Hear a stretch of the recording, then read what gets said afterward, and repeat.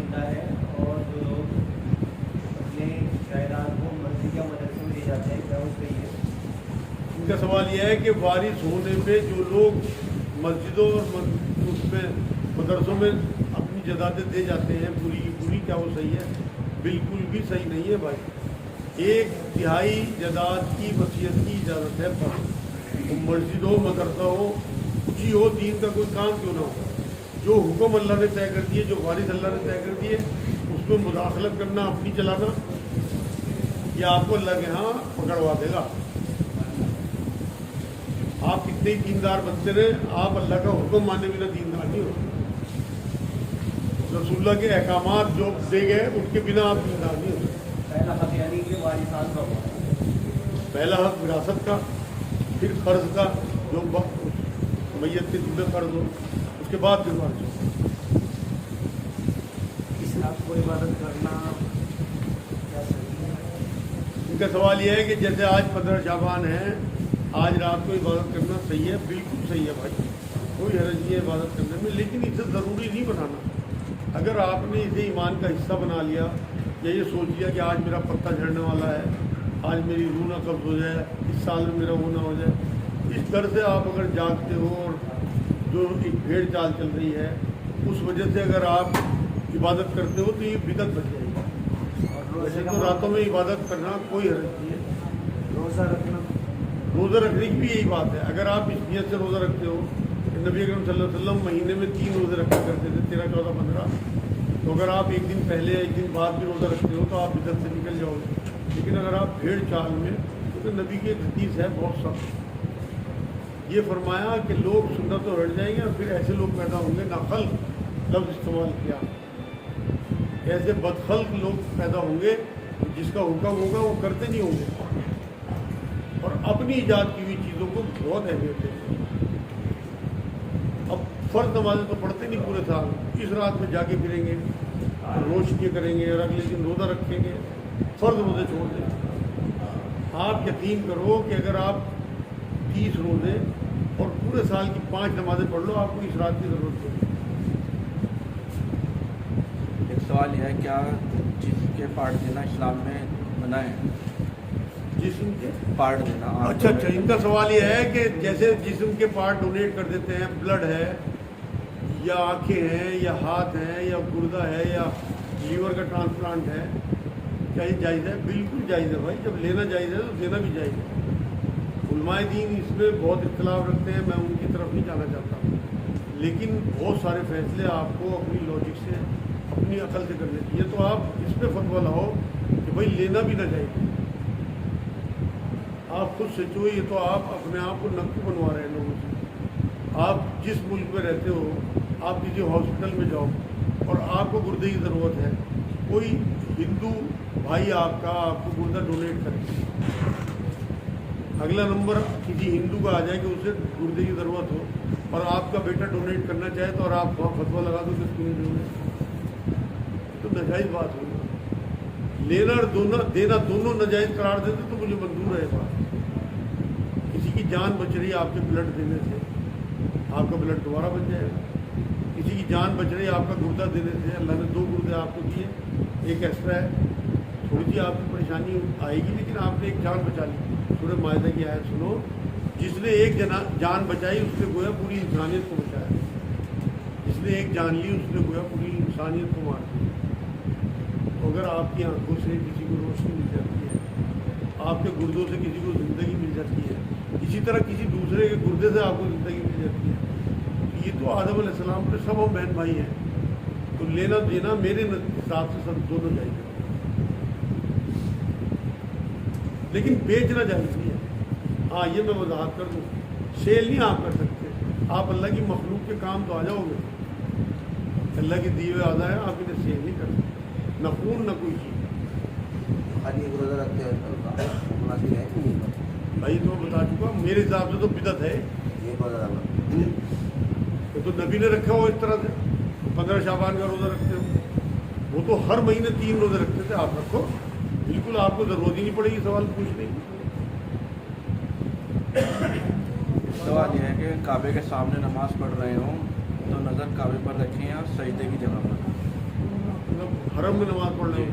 इनका सवाल ये है भाई कि अगर हरम शरीफ में नमाज पढ़ रहे हो तो नज़र काबे पे रखें, या जैसे हुक्म है कि नज़र जो है वो सजदे की जगह पे रखनी चाहिए, क्या ज़्यादा फजीलत की बात है भाई। एक हदीस पाक में नबी ने फरमाया कि 3 चीज़ों को देखना मोहब्बत की नज़र से भी सवाल, एक कुरान पाक, एक अपने माँ बाप और एक काबा शरीफ। तो काबा तो देखना बड़ा फजीलत की बात है। ये सादत कहाँ मिल जाएगी आपको पूरी दुनिया में कि आप काबे के सामने नमाज पढ़ो, काबे पे नज़र रखो नमाज में भी। अगर कोई आदमी नमाज पढ़ रहा है, उसके पास में एक आदमी नमाज में नहीं है, अगर मैंने वो गलती करता है, जैसे एक सज्जा करके उठ जाता है, एक सज्जा ही किया और क्या दूसरा आदमी उसकी मदद कैसे करेगा? भाई आपको अगर अंदाज़ा हो गया, अगर आप इतने मगन हैं अपनी नमाज में आपको पता ही नहीं लगा, वो भी तो है ही नहीं। और आपको अगर अंदाज़ा हो गया कि इस पर कब नमाज पढ़ी तो उससे नहीं, आप नमाज पढ़ रहे हैं, वो आदमी नमाज पढ़ रहा है, हाँ। आप सच पढ़ रहे हैं, आपने देखा कि वो एक सज्जा करके उठ गया है, तो उसको बता बीच में आप मदद नहीं कर सकते, बीच में नहीं पहुँच सकते। जब वो सलाम फेर लेगा तो आप उसे कहोगे आप भाई नमाज दोहरा लो, आपने नमाज अधूरी पढ़ी। हो सकता है उसे याद आ जाए तो खुद ही सही कर ले, आपने वैसे उसकी नमाज ख़राब कर दी बीच में बोल के। अक्सर ऐसा होता है कि लोगों को याद आ जाता है या पता हो जाता है कि मैंने 3 पढ़ी है 4 पढ़ी, तो वो 5 पढ़ लेते हैं, फिर सज्जा 2 कर लेते हैं। तो इसलिए हमें डिस्टर्ब नहीं करना। हाँ, अगर उसने पूरी नहीं करी 4 रखा था, 3 पे सलाम भेज दिया, फिर आपका फ़र्ज़ है कि आप उसे बताओ कि भाई आपकी नमाज अधूरी है, इसे आप दोहरा दें। इसी सिलसिले का एक सवाल है कि नमाज में जब सजदे में जाते हैं तो अक्सर टोपी नीचे रह जाती है, तो बराबर वाला आदमी सर पर रखे उठा, क्या ये सही नहीं है?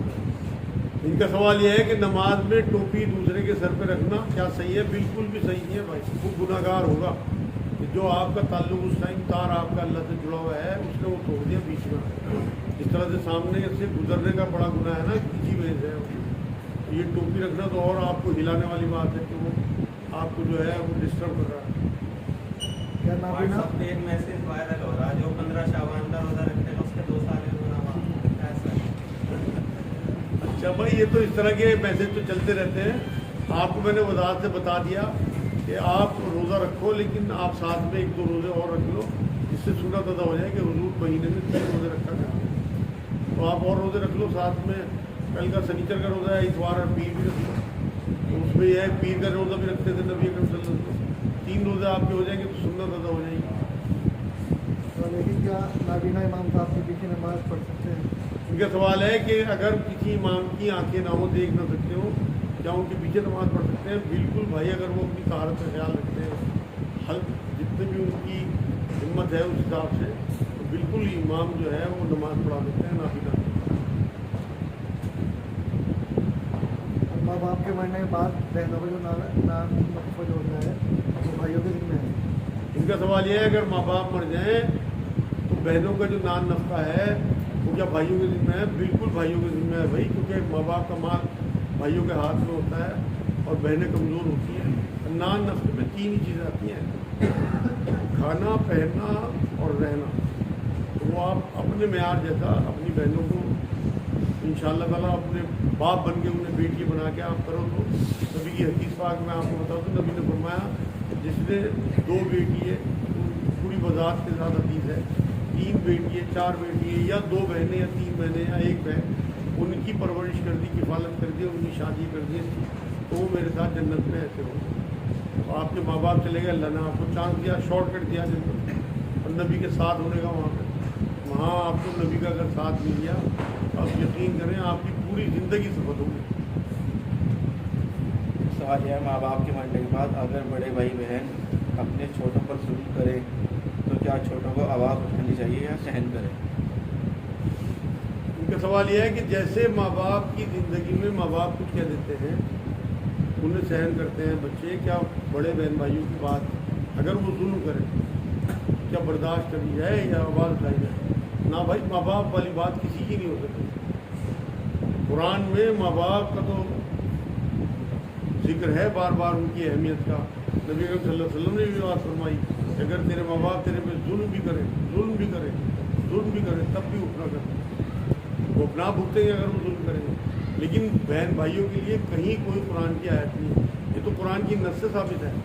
तो जब वो बुढ़ापे में पहुँचे उनके सामने उफ भी ना कहना, मतलब ظاہر یہی ہے کہ وہ چڑچڑے ہو جائیں گے, ان کی سمجھ میں بات نہیں آئے گی, وہ بار بار تیرے سوال کریں گے, تو چڑچڑانا مت ان سے, ان کے سامنے وہ بھی نہ کہنا کندھے جھکا کے رکھنا. یہ تو قرآن کی نص سے ملتی ہے بات, لیکن بہن بھائیوں کے لیے نہیں ملتی. تو اگر آپ کا کوئی بھائی یا آپ کی بڑی بہن چھوٹے بہن بھائیوں کو ظلم کرے تو آپ کو آواز اٹھانا چاہیے, نہیں ظلم سہنا چاہیے, بالکل.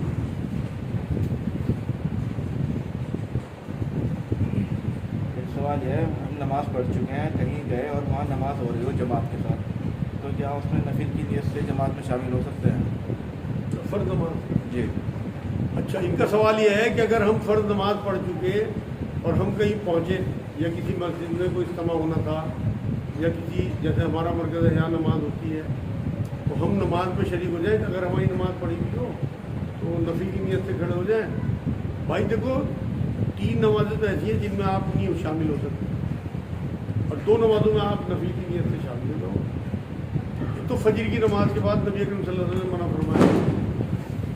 فجر کی جماعت اگر ہو رہی ہے, آپ نے نماز پڑھ چکے گھر پہ یا کسی اور مسجد میں, تو آپ نہیں شامل ہو سکتے. سجدے سے منع فرمایا نبی نے. اس طرح اثر کے بعد منع کیا کوئی بھی نفل عبادت کرنے سے. حدیث آپ نے سنی ہوگی, اثر کے بعد اسی لیے نفل نہیں پڑے جاتے. اور کوئی بھی نفل عبادت ایسی نہیں ہے سوائے صلاۃ التسبیح کے جس کی 2 سے زیادہ نیت باندھی جاتی ہے. 3 رکعت کی نیت باندھی جا سکتی ہے, اس لیے مغرب میں بھی آپ شامل نہیں ہو سکتے. ان 3 نمازوں میں تو شامل نہیں ہو سکتے. باقی آپ اس میں دونوں رکشہ میں شامل ہو سکتے ہو, کیونکہ 4 رکعت کی آپ صلاۃ التسبیح پڑھتے ہیں. 3 کی کوئی نفل نیت نہیں, کوئی نفل نہیں ہوتے 3 رکعت. کیا عورت محرم مرد کو شکل دے سکتی ہے؟ جن کا سوال یہ ہے کہ اگر کوئی مرد مر جائے, کوئی رشتہ دار یا پڑوسی نامحرم ہو, کیا عورت اس کی شکل دیکھ سکتی ہے؟ ہاں بھائی, میرے حساب سے دیکھ سکتی ہے. کیونکہ عورتوں کو تو اس طرح کی پردے کی حکم نہیں ہے جیسا مردوں کو پردے کا حکم ہے. کیونکہ مردوں کی نظر میں گندگی ہے, عورتیں اکثر پاکی ہوتی ہیں, گندی نظر سے نہیں دیکھ سکتی. کسی سے کوئی عشق کرتی ہو اور وہ مر جائے اور وہ اس سے اس کا میل ملاپ بھی ہو, اس نیت سے نہیں دیکھ سکتی, باقی دیکھ سکتی. لاجک تو یہی کہتی ہے بھائی. میں تو اس لیے بتا رہا آپ کو کہ ایسی کوئی حدیث اس طرح کی نہیں ملتی یا قرآن کی آیت نہیں ملتی. مردوں کے لیے تو ہے کہ وہ ان کی نظریں جو ہوتی ہیں ان میں شہوت ہوتی ہے, اس لیے وہ نامحرم عورتوں کو مردہ بھی نہ دیکھیں. جو شکل دیکھنے کی بات آتی ہے اکثر فوتگی کے بعد ہے, اس میں کیا کوئی فضیلت ہے یا کیا حکمت ہے, کیا معاملہ؟ ان کا سوال یہ ہے فوتگی کے بعد شکل دیکھنے کی جو بات آتی ہے اس میں فضیلت ہے کیا؟ بھائی عبرت ہے اس میں. آپ اس میت کو دیکھ کے اپنی میت کو یاد کرو کہ میں بھی ایسے ہی پڑا ہوا ہوں گا اور لوگ مجھے دیکھ رہے ہوں گے اور میں کچھ نہیں کر پاؤں گا. مطلب وہ تو ایک سارا جتنا بھی آپ قبرستان جاتے ہو, نمازیں پڑھتے ہو, قبرستان جانے کا حکم نبی نے دیا, اس صرف آپ کی عبرت کی ہے. میت جو ہوتی ہے اس میں شریک ہونے کا مطلب یہی ہے کہ آپ کو اپنی موت یاد رہے اور اپنا حساب کتاب یاد رہے. اس میں کوئی ثواب والی بات نہیں ہے, ثواب بھی نہیں ہے. نبی کا حکم ہے تو ثواب تو ہوگا. ہر وہ حکم جو نبی دے کے گئے وہ سنت بن گیا آپ کی. جوتے اتارنے ضروری ہے؟ ان کا سوال یہ ہے نماز جنازہ پڑھتے ہوئے کیا جوتے اتارنے ضروری ہے؟ نہیں, کوئی ضروری نہیں ہے بھائی. نبی نے جوتوں میں بھی نماز پڑھی. آپ اگر ہمارے یہاں تو جانور پھرتے ہیں نا سڑکوں پہ, اگر آپ نے جوتے اتار کے گندی زمین پہ آ گیا آپ اور زیادہ گناہ گار ہو.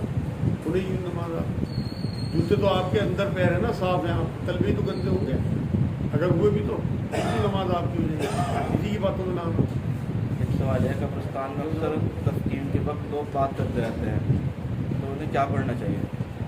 ہاں, ان کا سوال یہ ہے بھائی, آج کل دیکھا جاتا ہے کہ تدفین کے وقت لوگ پہنچ جاتے ہیں اور باتیں کرتے رہتے ہیں. ہم بھی دیکھتے ہیں.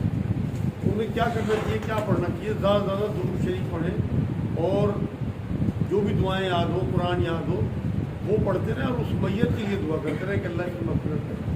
وہاں جتنے بھی لوگ دفن ہیں ان کے لیے یہ حق ہے آپ کا وہاں جانے کا. لیکن ہم تو آج کل کیونکہ معاشرے کی وجہ جاتے ہیں, اللہ کی وجہ سے نہیں جاتے.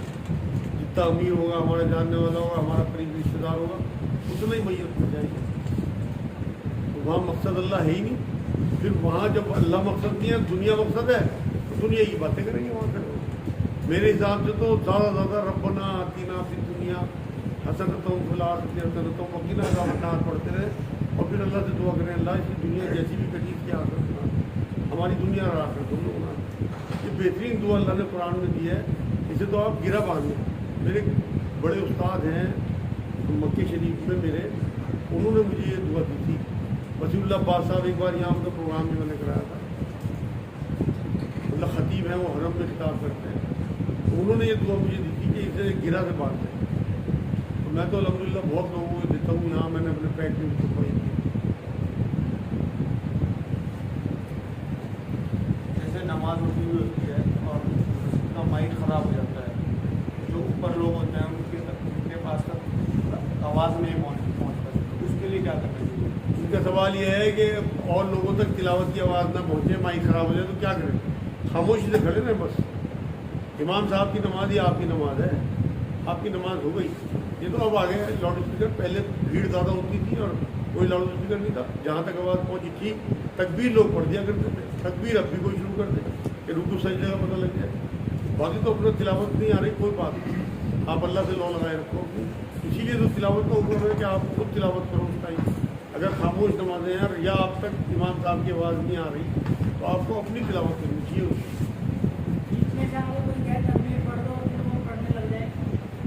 کوئی اگر بیچ میں کہے تکبیر پڑھ دو تو کوئی بیچ میں پڑھنے لگ جائے تو وہ پڑھنے والا تو ثواب کا مستحق ہو گیا، وہ ٹوکنے والا جو ہے بلکہ امام صاحب کو کہہ رہے تھے نہیں کوئی دورانی نہیں پڑے گی۔ آپ اتنا زیادہ دین میں وہ نہیں ہے، مشکل ہے یہ تو یہاں بہت زیادہ، یہاں یہی کرتے ہیں دورا دو جی، بات پہ نماز دورا دو۔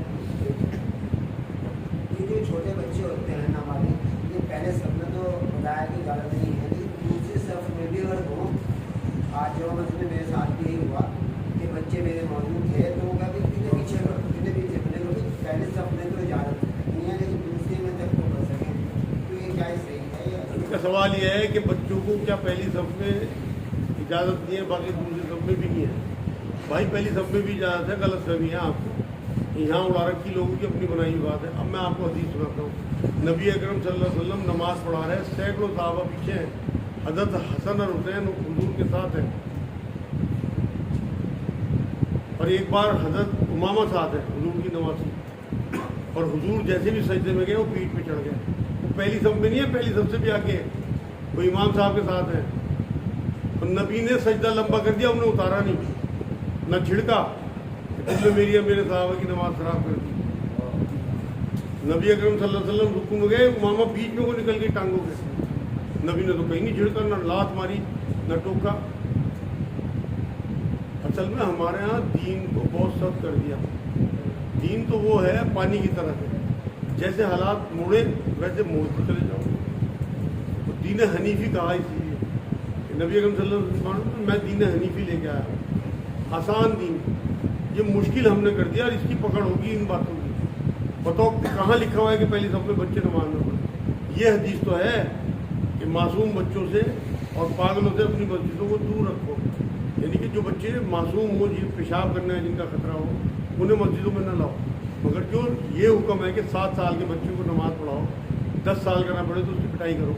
جب آپ اسے پہلی صف سے دھکا دے کے پیٹ دوسری تیسری چوتھی، وہ باہر جاؤ، اگر کبھی مسجد میں بھی نہیں آنا تو میں کہاں پھنس گیا تھا ان کے پیچھے، اس لیے شفقت سے ان کے سر پہ آ کر کے اپنے برابر میں کھڑا کرو۔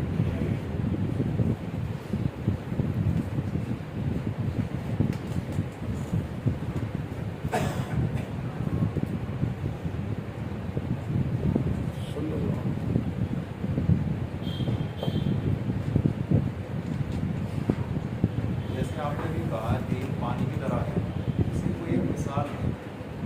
پانی کی طرح، جس طرح پانی مڑتا جاتا ہے جہاں جہاں اسے جگہ ملتی جاتی ہے، تو یہ دین حنیفی میں نے بتایا نبی کی حدیث ہے۔ آسان دین وہ ہے جو حالات کے ساتھ مڑتا چلا جائے۔ اب آپ دیکھو نا، آپ کو نماز کا حکم ہے تو کسی قیمت پہ نہیں چھوڑنی، آپ پہ مقررہ وقتوں پہ پڑ گئے، سورہ نساء کی آیت ہے۔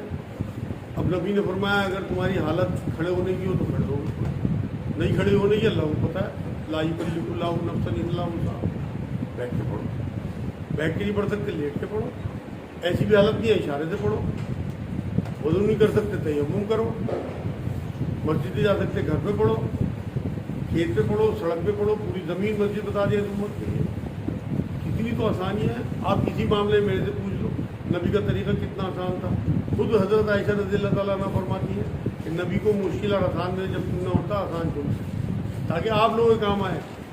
नबी को कोई फ़र्क नहीं पड़ता था मुश्किलें चुनने में, लेकिन आसान चुनते थे कि आपकी ज़िंदगी आसान हो। इनका सवाल यह है बैठ के नमाज़ पढ़ने पे क्या आधा सवाब मिलेगा? बिल्कुल भाई, अगर कोई मजबूरी ना हो तो नबी की हदीस पा गए। हालांकि नबी ने खुद बैठ के नमाज़ पढ़ी। एक बार तो एक साहबी ने जिसारत करके पूछ दिया, हुजूर आप बैठ के नमाज़ पढ़ रहे हैं, आप तो फरमा रहे थे कि आधा सवाब हो जाता है। कि हाँ सवाब आता ही होता है, लेकिन मेरा मालिक मुझे पूरा ही सवाब देता है। एक सुन्नत पेश करनी थी ना, ईशा में 2 नफिल पढ़े एक बार बैठ के ना, तो एक साहबी ने पूछ लिया, लेकिन एक सुन्नत दे गए कि बैठ के भी पढ़ी जाती। जैसे ट्रेन में होता है बंदा या बस में होता है और उसमें बैठ के वो नमाज़ पढ़ सकता है, मौका नहीं है बाहर जाने का या मौका, तो उसमें वो रोक किस तरह दे? इनका सवाल यह है कि जब ट्रेन में या कहीं पे भी कार में उसमें रुक कैसे, कोई रुक नहीं करना। कुरान में तो अल्लाह ने ये कहा एक जगह, सूरह बकरा की आयत है कि सारी जितनी भी सिमत हैं वो अल्लाह की है। और नबी अकरम सल्लल्लाहु अलैहि वसल्लम के बारे में कहा कि ये सफ़र में भी हो तो ये सवारी पर नमाज़ पढ़ देते हैं। अगर कोई खौफ हो, अगर दुश्मन का खौफ हो, ट्रेन छूटने का खौफ है, आप किसी मीटिंग में कोई जॉब लगने वाली है उसमें पहुंचने का खौफ है, आप कार में ट्रेन में जगह नहीं है पढ़ने की, आप पढ़ दो बैठ के, अब पूरा सवाब मिलेगा। यहाँ बैठ के पढ़ने में भी सवाब कम नहीं होगा। आप वहाँ खड़े होकर पढ़ ही नहीं सकते। बहुत से कहते हैं कि फर्ज नमाज या खड़े होके पढ़ो, और वितर वगैरह तो आप पढ़ सकते हो बैठ के, बहुत से भी है। इनका सवाल ये, बहुत से कहते हैं, हम बहुत सौ को नहीं जानते भाई। हम कुरान को जानते हैं, नबी अकरम सल्लल्लाहु अलैहि वसल्लम को। नबी की हदीस दिखाओ कि फ़र्ज नमाज खड़े होकर पढ़ो। नबी ने आखिरी 14 दिन जो हैं उसमें बहुत सारी नमाजें बैठ के पढ़ी, खड़ा ही नहीं हो जाता था। इस तरह खड़े होते, 1-2 बार खड़े होने की कोशिश की तो गिर गए, बेहोश हो गए। नहीं, सफ़र के अंदर। अरे ये सब इनकी अपनी बनाई बातें हैं यार, औरों के लिए मुश्किलें पैदा कर रहे हैं आप। ट्रेन बहुत तेज़ स्पीड में 120 की स्पीड में है, आप खड़े हुए, गिर के आपकी टांग टूट गई या सर टूट गया, दूसरे की औरत पे आप गिर गए, तो पिटाई करेगी आपकी चप्पल से, कहाँ नमाज रह गई आप? हिकमत के खिलाफ बातें हैं।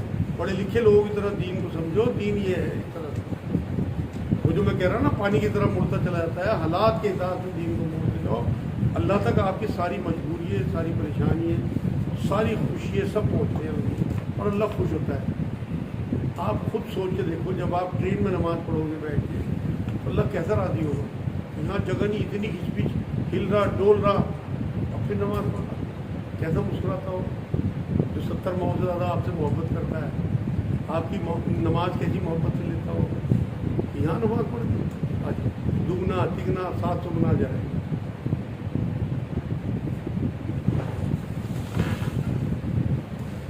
सफर में जब मिला के पढ़ लेते हैं, इसके बेहतर भी आ जाता है, बजाय कि बीच बीच में सही ना पड़ जाए। ऐसा वक्त हो रहा हो कि जोर के बाद चले तो मगरिब में पहुँचे, उसके साथ मिला लो।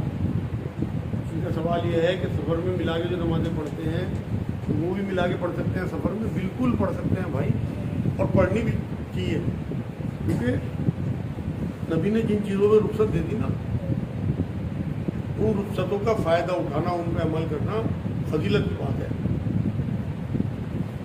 आप मिला के ही पढ़ा करो सफ़र में। क्योंकि एक बार साहबा ने बात पूछी नबी सल्लल्लाहु अलैहि वसल्लम कि हुजूर जब हम अपनी मंजिल पे पहुंच जाएं सफ़र के बाद और हमें वहाँ पूरी सहूलियत मैसर हो, तो क्या हम फिर भी कसर करें या पूरी नमाज़ पढ़ दिया करें? जब हमें सारी सहूलियत है, वज़ू की भी और बिछौने की भी, हर चीज़ की, नबी कह रहा नहीं, सफ़र में कसर ही पढ़ो। अल्लाह की जो रुख्सतें हैं उनसे फ़ायदा उठाना अल्लाह की रहमत है, अल्लाह की बरकत हासिल करना, ये तो हदीस से साबित है। इसलिए आप रुख्सतों से फ़ायदा उठाया करो।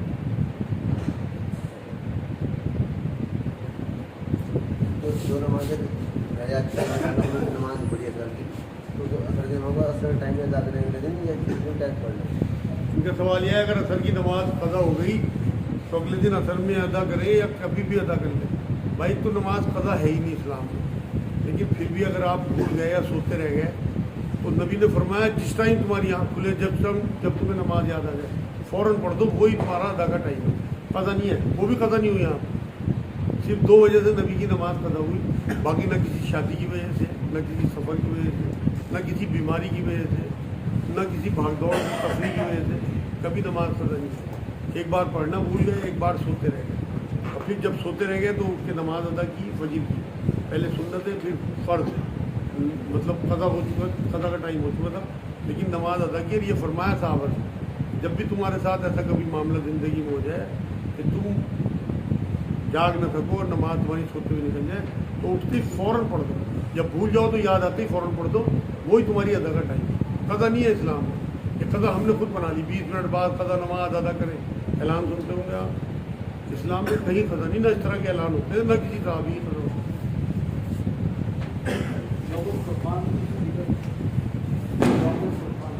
یوم الفرقان کی فضیلت اچھا ہے یا کیا رمضان کی 17 تاریخ کو جیسے بدر کی لڑائی ہوئی تھی نا, ہاں, اس کی یاد میں یوم الفرقان اس کی یاد میں آپ بدر کے لوگوں کے لیے جتنی دعائیں کر سکوں, ان کی مطلب مغفرت کی, ان کے درجے بلند ہونے کی, وہ ہے اصل فضیلت. منانے کا تو کوئی یا تو نبی بنا کے جاتے ہیں یا صحابہ بنا کے جاتے ہیں, نہ کبھی نہیں منایا. بلکہ ان کی قبروں پہ جاتے تھے نبی اکرم صلی اللہ علیہ وسلم. کیا سوال تھا میرا بھی سمجھ میں نہیں آئے. ان کا سوال یہ ہے یوم فرقان منانا. یہ کیا ہوتا ہے؟ جنگ بدر جس دن ہوئی تھی, رمضان شریف میں جنگ بدر ہوئی تھی, اس کی یاد میں دن منانا. تو اگر نبی بنا کے جاتے نا تو پھر ہم, نبی تو جایا کرتے تھے وہاں پہ شہیدوں کی قبر پہ, تو وہ آپ خود دعا کرو اللہ سے کہ اللہ ہمیں ان کی قبروں کو بتا.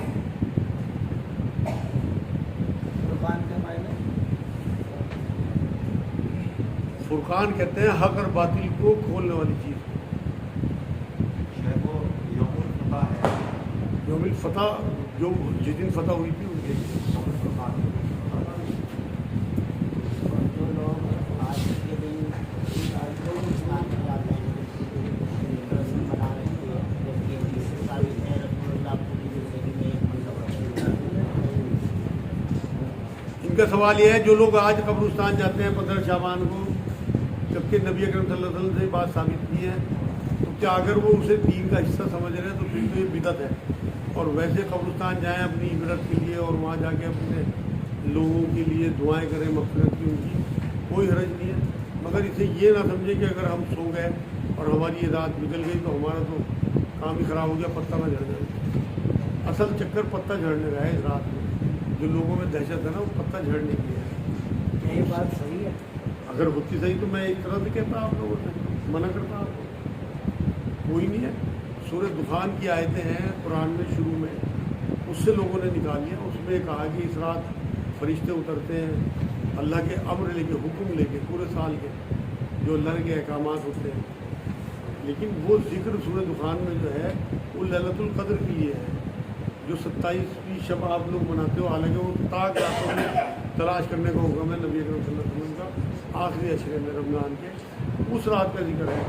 اس میں کہا کہ فرشتے جو ہیں, جبرائیل علیہ السلام فرشتوں کے شروع میں جو ہے پورے سال کے, لے کے آپ پوری صورت پڑھتے ہو اِنَّا أَنزَلْنَاهُ فِي لَيْلَةِ الْقَدْرِ, اس میں آپ پڑھو ترجمہ اس کو, اس میں ہے کہ وہ پورے کے پورے احکامات لے کے کرتے ہیں. اس کا ذکر سورہ دخان میں بھی ہے. قرآن میں بہت سی چیزوں کو بار بار دہرایا, وہ لوگوں نے الگ سے بنا لیا معاملہ. جیسے اس کے لیے تو بڑے بڑے پوسٹر بھی پرنٹ ہو کے لگ رہے ہیں اس بار, ہر سال لگتے ہیں. قاضی اچھا شہر قاضی بھی نظم لگتا ہے, ان کی طرف لگتا ہے بن کے ایک بہت بڑا پوسٹر لگتا ہے 23 طریقے سے. اور اس بار تو مدرسے والوں میں چھپا کے لگا رکھے ہیں. کیا یہ بولتے ہیں کہ رات کے بعد شب برات مناؤ, صحیح فضیلت ہے. اصل میں بات یہ ہے نا, میں وہی تو کہہ رہا کہ ہم ان چیزوں پہ زور نہیں دیتے. اب بتاؤ کس نے پوسٹر نکلوایا کسی علماء دین یا مدرسے کی طرف سے کہ 5 نمازیں کسی قیمت پہ نہیں چھوڑنی, کوئی قدر نہیں اسلام میں, کچھ بتاؤ کہاں ہے. 30 روزے رکھنا فرض ہے آپ کے اوپر. عورتیں ہماری ماں بہنیں جن کے حیض کے روزے چھوٹتے ہیں, وہ کسی قیمت پہ روزہ نہ چھوڑیں, بعد میں رکھیں, پورے سال میں کبھی بھی رکھ لیں. بتاؤ کون سا پوسٹر ہے اس کے پوسٹر چل رہے جو نفلی بات ہے. تو اسے فرض بتاؤ میں, اگر یہ فرض ہے پورا کیمپین ہے تو اس میں کہیں ضرورت کرنے کی بات ہی نہیں بتا رہا. میں بتا نہیں رہا, کیا نہیں آئے, ایسا نہیں ہے.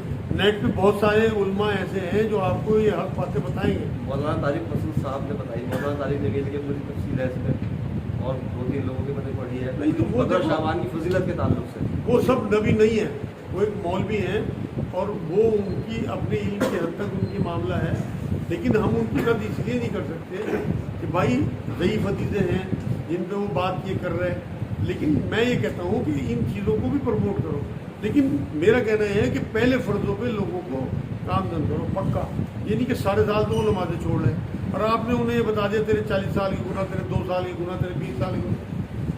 ये तो बेकार की बात है। इस तरह से उन्हें बता देना, वो तो बेबहरा हो जाएंगे फ़र्ज़ों से।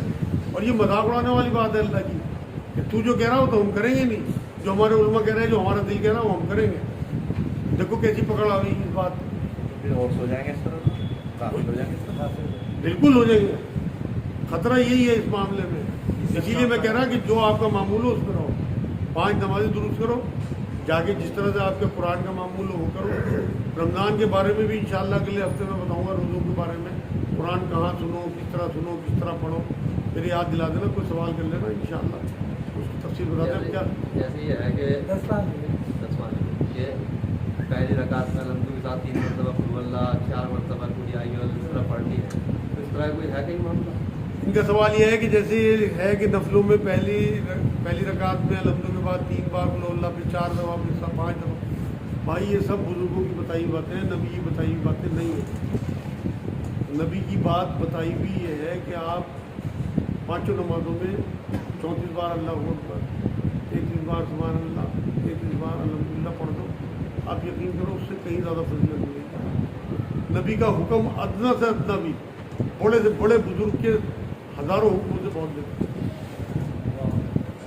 जैसे नमाज होती है और हम लोग जो है मतलब एक रकात पूरी कर चुके होते हैं और दूसरी रकात में माइक ख़राब हो जाए, आवाज़ ना आए, क्या हमारी नमाज होगी या मतलब हम लोगों को क्या करना चाहिए? क्योंकि अब भीड़ शुरू हो गई ना, रुकू सजदे से महरूम रह गए और आवाज़ ही नहीं गई मंजिल तक, ये कहना चाह रहा है।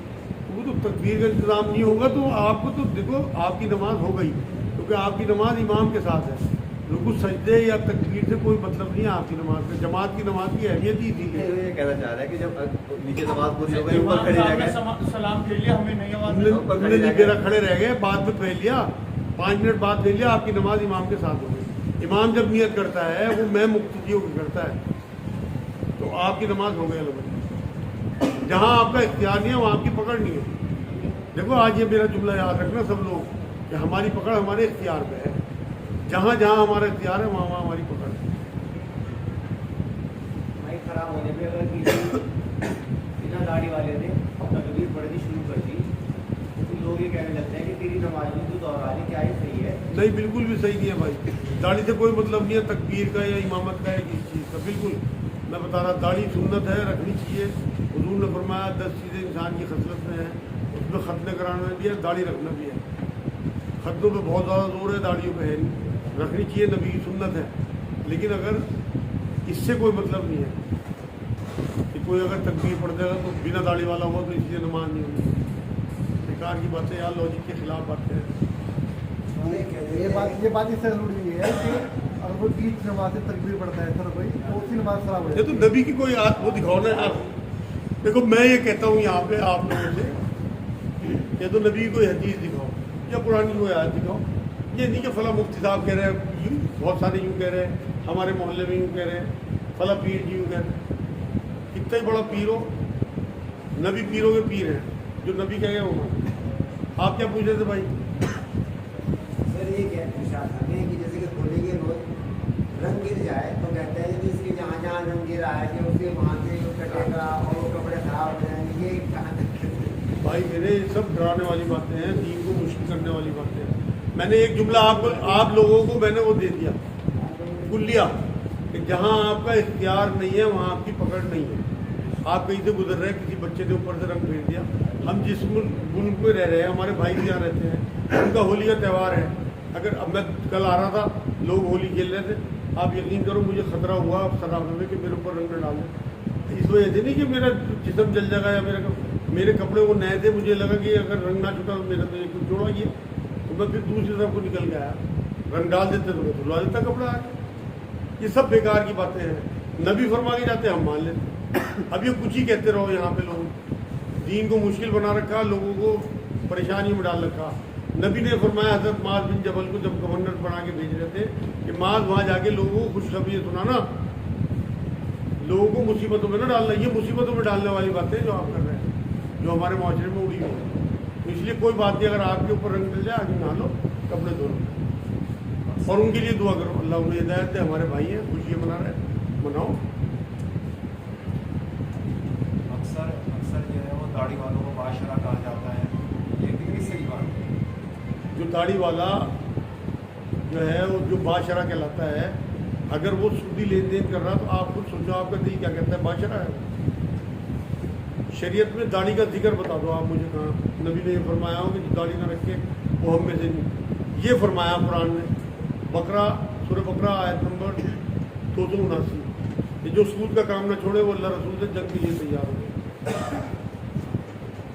अब दाढ़ी रख के जो नमाजें कदा कर रहे हैं अपनी, सुबह पढ़े सोते हैं, बाशरा हैं या आप बताओ ये गुनाहगार है? और जो दाढ़ी बूढ़ा 5 नमाजें पढ़ रहा वो बाशरा है मेरे नजदीक। दाढ़ी रखनी चाहिए, मैं दाढ़ी के खिलाफ नहीं हूँ, मैंने खुद है और मैं इसे मज़ेदार चीज़ समझता हूँ, मेरे नबी की बड़ी सुन्नतों में है। लेकिन सिर्फ इसे सब कुछ बना लेना, बाकी और फ़र्ज चीज़ों को, भाई अगर आप दाढ़ी को सुन्नत कह रहे हैं, नबी की बड़ी सुन्नत है, तो ज़कात भी तो नबी की सुन्नत है। नबी की सुन्नत तरीके से ज़कात दो, जितना कमाओ